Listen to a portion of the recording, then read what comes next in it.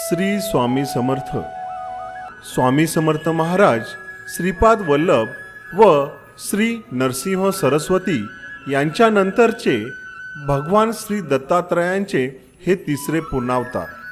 श्री स्वामी समर्थ या षडाक्षरी मंत्राचा नेमका अर्थ आज आपण जाणून घेऊया.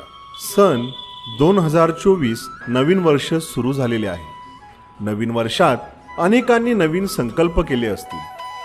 सन 2023 अनेक अर्थाने वेगळे ठरले.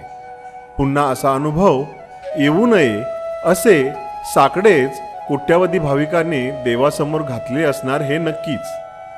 भारतीय संस्कृती अनेकविध थोर महापुरुष होऊन गेले. यातील एक महत्त्वाचे नाव म्हणजे श्री स्वामी समर्थ महाराज.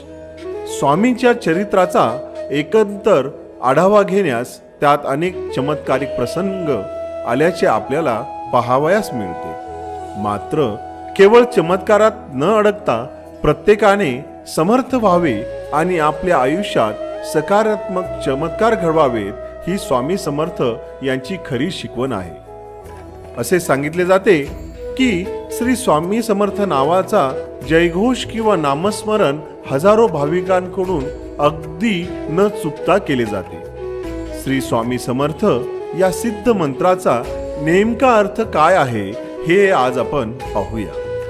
भारतात शेकडो देवी देवता आणि त्यांचे हजारो मंत्र आहेत. प्रत्येक जण आपापल्या श्रद्धेनुसार त्याचे पठण करत असतो.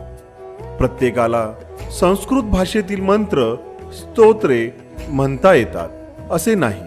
म्हणूनच अनेक मंत्र स्तोत्र सहज सुलभ आणि सोप्या भाषेत अनेक संत महंतांनी रचलेली आढळून येतात. स्वामी समर्थ महाराज श्रीपाद वल्लभ व श्री नरसिंह सरस्वती यांच्या नंतरचे भगवान श्री दत्तात्रयांचे ते तिसरे अवतार मानले जातात.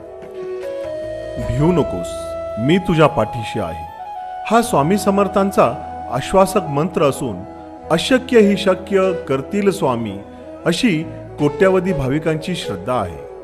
ओम नमः शिवाय, दुर्गाय नमः, श्री गुरुदेव दत्त हे जसे षडाक्षरी तारक मंत्र आहेत, अगदी त्याचप्रमाणे श्री स्वामी समर्थ हा सद्गुरु अनुग्रहित तारक मंत्र आहे असे सांगितले जाते.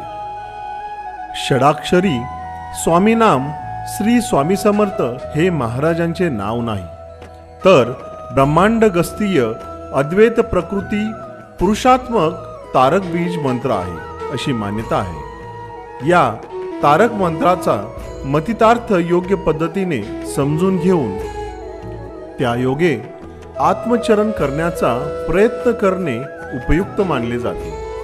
श्री स्वामी समर्थ मधील श्री म्हणजे स्वयं, श्रीपाद विराजित सद्गुरु भगवान दत्तात्रेय स्वामी महाराज.